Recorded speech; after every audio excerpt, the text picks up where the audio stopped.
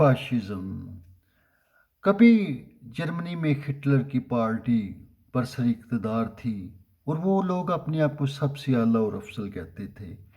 Hitler کا ہر حرف حرف عقل تھا۔ جو نظریہ اس سے ٹکرایا وہ باطل تھا اور باطل واجب القتل تھا۔ یوں ہٹلر ہر اس آواز کو کچلتا رہا جو اس کے خلاف تھی۔ جرمن ہٹلر پر فریفتہ تھے۔ اس کے کھوکھلے نعرے ان کو جان سے عزیز تھے اور مارشل ریس کا کانسیپٹ ان کو پاگل بنا رہا تھا، یعنی ساری دنیا پر فقط جرمن کو حکومت کرنا چاہیے۔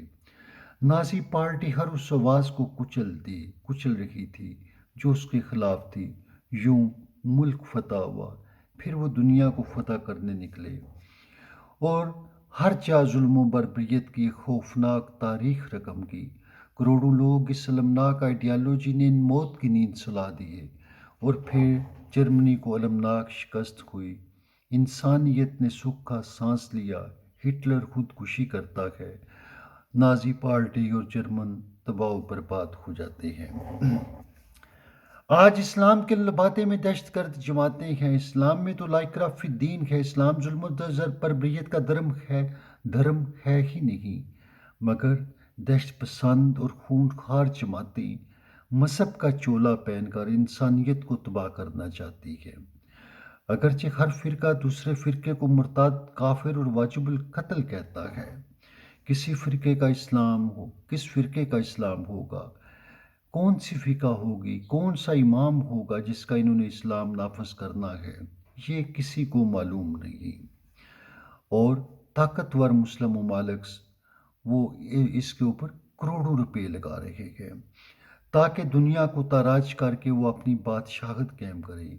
ہر جگہ دین کے نام پر گردن ماری جائے، بادشاہ ذل سبحانی ہو، اور جو بادشاہ کی بیعت نہ کرے وہ واجب القتل ہو، وہ باغی ہو، اس کے خون کی ہولی کھیلی جائے۔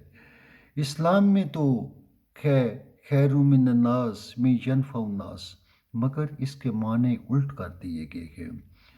اسلام نے ان کو عزت دی جو صاحب تقویٰ تھے، مگر اس کے معنی الٹ کر دیے گیا۔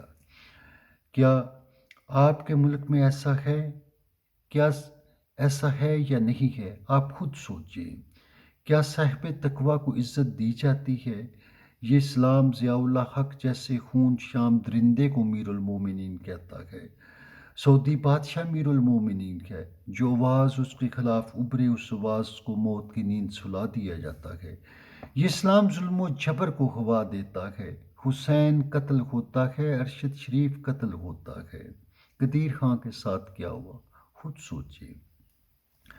یہاں عدل و انصاف کا قتل ہے۔